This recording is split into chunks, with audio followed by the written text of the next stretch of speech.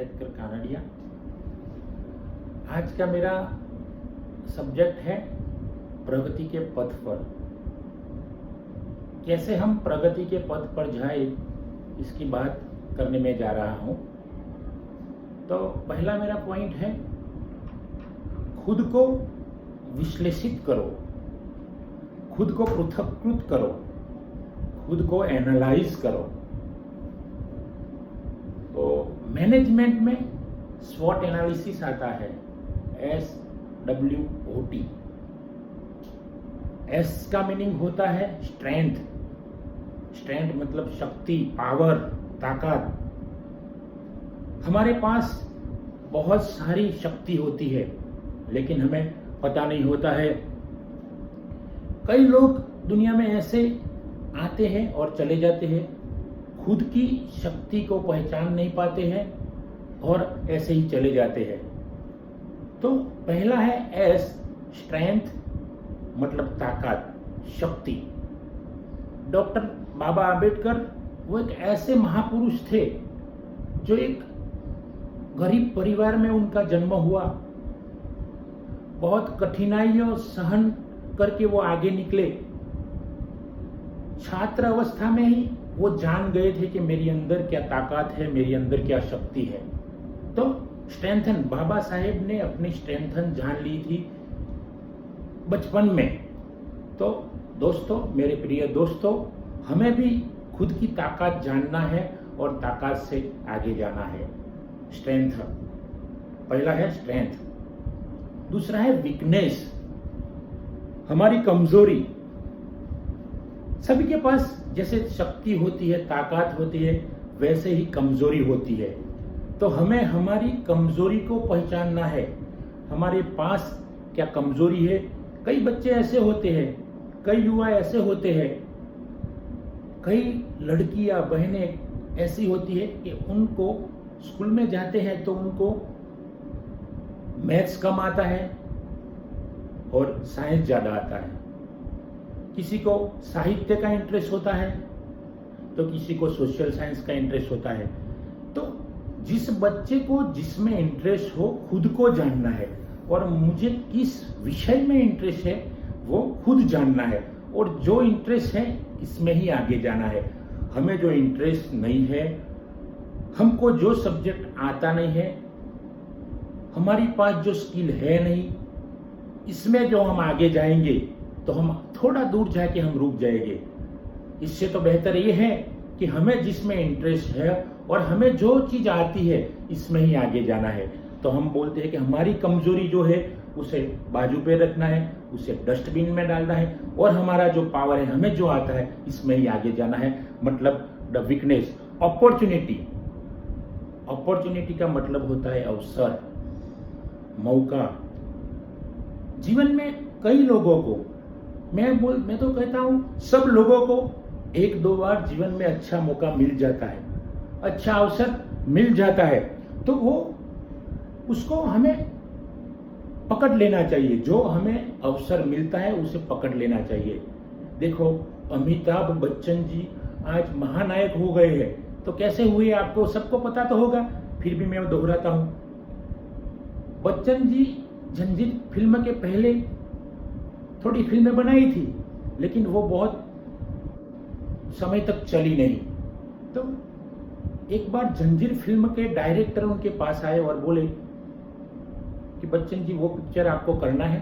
तो बच्चन जी ने तुरंत एक्सेप्ट कर लिया, उनका प्रपोजल जो था वो एक्सेप्ट कर लिया, और जंजीर फिल्म में बच्चन जी ने अच्छी भूमिका निभाई, इंस्पेक्टर की भूमिका निभाई, और वो फिल्म बहुत आगे निकल गई। आज भी वो फिल्म का नाम लेते हैं सब लोग। तो बच्चन जी ने जो अपॉर्चुनिटी एक्सेप्ट कर ली, वो उसी समय जो उन्होंने, जो डायरेक्टर ने बोला, वो उन्होंने जो एक्सेप्ट कर लिया उनकी बात, तो आज बच्चन जी महानायक हो गए। तो हमारे पास भी ऐसी ऐसी कई अपॉर्चुनिटी आती है, तो हमें भी वो एक्सेप्ट करके हमें आगे बढ़ना है। थ्रेट, लास्ट एनालिसिस में लास्ट पॉइंट है थ्रेट। थ्रेट मतलब डर। सबको डर होता है। दुनिया के महान पुरुष होते हैं, उनको भी कई कई डर होते हैं। सब आदमी को ऐसा कोई ऐसा मनुष्य नहीं है कि जिसको किसी बात का डर नहीं हो। किसी को एक बात का डर हो तो दूसरे को दूसरी बात का डर होता है, लेकिन सबको किसी न किसी प्रकार का डर होता है। हमारे देश के राष्ट्रपिता महात्मा गांधी, उसका नाम सारी दुनिया में है। उनके नाम पर बहुत सारी इंस्टीट्यूट चल रही है। गुजरात विद्यापीठ अहमदाबाद के वो स्थापक थे। महात्मा गांधी का भी एक डर था जीवन में पहला। ये पब्लिक में जब बापू जाते थे, महात्मा गांधी जाते थे, तो पब्लिक के सामने बोलने में उनको दिक्कत होती थी।